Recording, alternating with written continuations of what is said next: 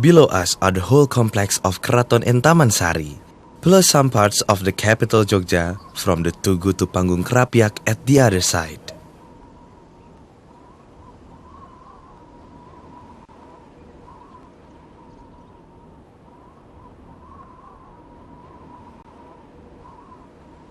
Contrary to common belief, Tamansari was not an independent structure. It was deeply connected to Keraton and even the capital Jogja in terms of architecture and philosophy. Built mainly as a retreat for Sultan and his family, Tamansari also proved to have other purposes as well. This goes to show that the true beauty of Tamansari lies not in skin deep.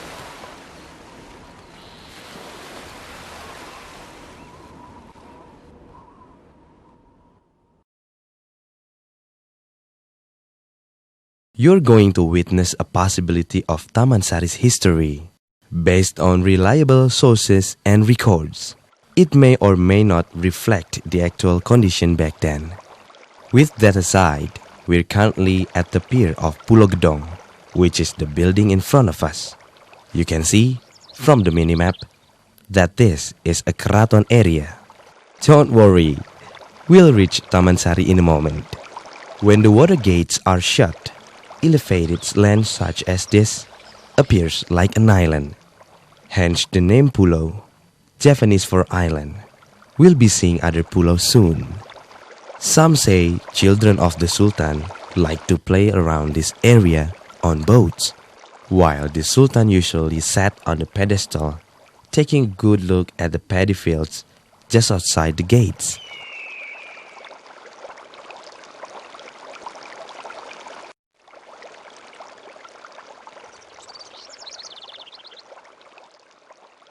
Now, this canal ahead of us leads to Tamansari. All the water here comes mainly from the stream called Kali Larangan. Literally, Kali means stream, while Larangan means forbidden. The name functions to remind the commoners not to use the stream in order to keep it clean. Notice that there's virtually no water current at all beneath us. This is possible because another stream was redirected so that their currents cancel each other out. It allows easier travel for rowboats. The buildings on the right are for the servants' use. You may already notice it from the simple architecture.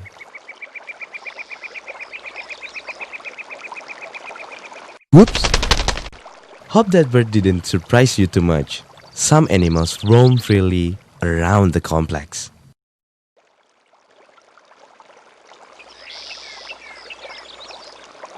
We are near.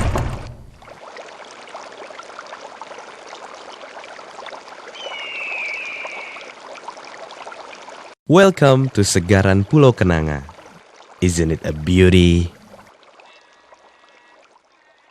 The name Kenanga comes from the plantation surrounding the building. Their flowers emit a deep fragrance. Shh! Can you hear the gamelan? The Sultan entertains his guests here in Pulau Kenanga, sometimes with a performance of gamelan music or serimpi dance. Pulau Kenanga is the tallest building around. The structure alone measures about 30 meters high. And don't forget, it was built on an elevated land. From the top floor, the Sultan can have a good view, way past those gates. The Sultan can practically watch the whole Keraton complex from up there, which is one of the reasons why, even though Tamansari was originally designed as a retreat, sometimes the Sultan ran the government from here. That's the Gumuling Well. We'll visit it later.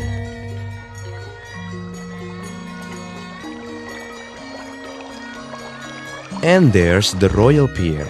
Notice the Garuda figure on the rooftop that show the highest status of this pier compared to others. While this is Pulau Penembungan, our next stop. How do we get in, you say? You'll see in a minute. We'll dock here. See the rooftop? It's a common pier, nevertheless, good enough for us. Watch your head. Some gates and doors were designed so we'd have to bow slightly as a sign of respect. To answer your question, we enter through here. These underground tunnels beneath Tamansari lead to many important buildings. Some even lead to keraton and outside area. Here we are, inside Pulau Penembungan. The Sultan comes here mainly to meditate. As you can see, this is a two-story building. The architecture is similar, yet simpler than Pulau Kenanga, apparently because it was designed for privacy.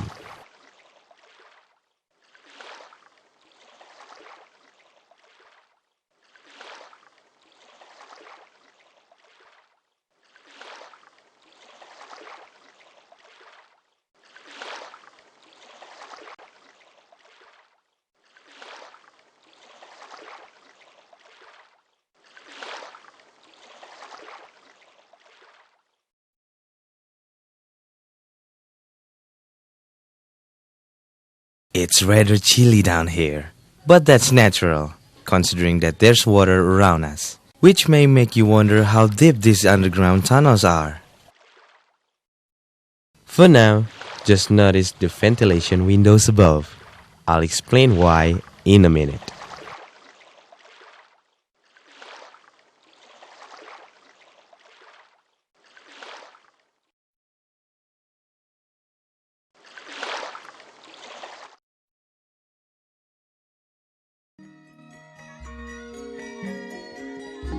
Now we've reached the main gate of Pulau Kenanga.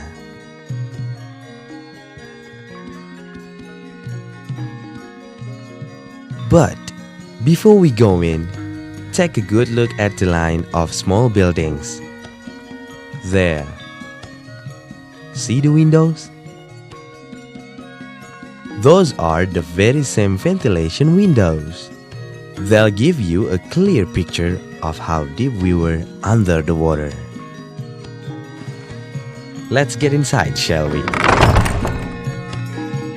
This is the entrance hall. To our right is the east wing. You can see the gamelan playing there. One of the characteristics of Javanese architecture is its symmetry. The east wing, for example, is identical to its counterpart here. The west wing here is spacious enough to hold the modest banquet. Now look above you. Lines of high-quality teak planks from the floorboard upstairs. The smaller rooms here serve as a kitchen or storage. Come on, we're going upstairs.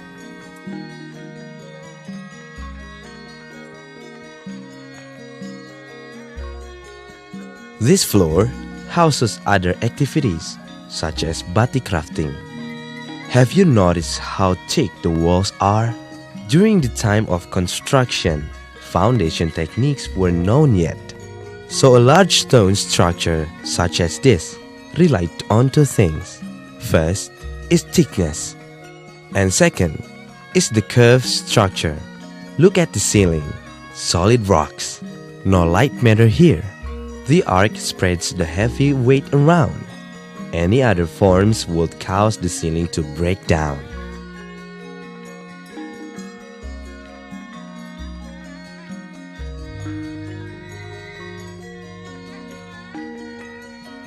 To the top floor now. We're going to pick up the pace after this, so take it easy.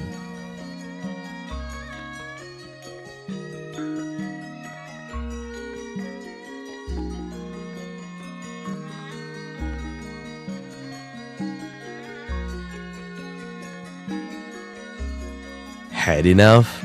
Alright then. Next up, the Gumuling Well.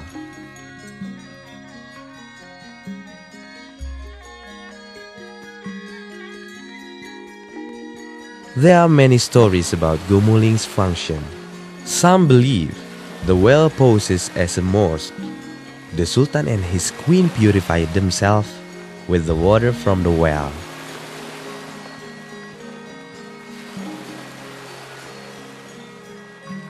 Hope you're not claustrophobic, cause we're going to be here for some time. Imagine how dark it would be without the torch. Here it is, the Gumuling Well. Where's the well, you ask?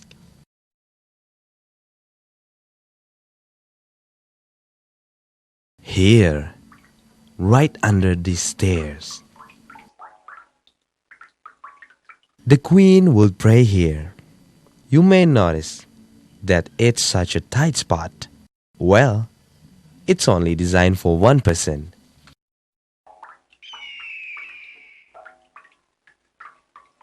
There's the John on your right, in case you wonder where the Sultan would respond to the call of nature. Another story tells how Sultan visited the well to have a different view around Tamansari. This circular structure thus gives you that. And he used to watch his children playing hide and seek here. Here's where Sultan would pray. The last story tells that Sultan used to meditate. Right on that spot. Yes, right here. Light from above, calm water down below. Quite a sight, isn't it? Right at the heart of the well. Maybe it's designed to help the Sultan reach a higher enlightenment.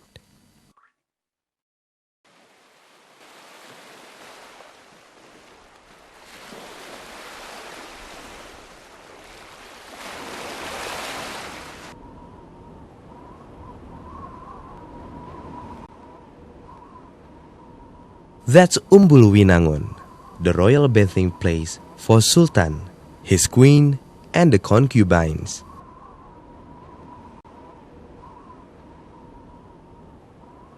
Here's Ledok Sari, the royal resting place for the Sultan and his queen and children.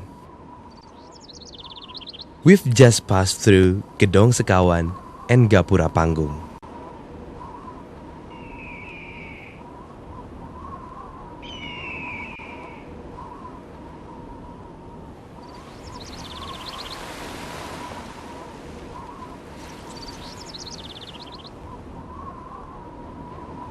Hope you enjoyed the tour. Thank you, and do visit other section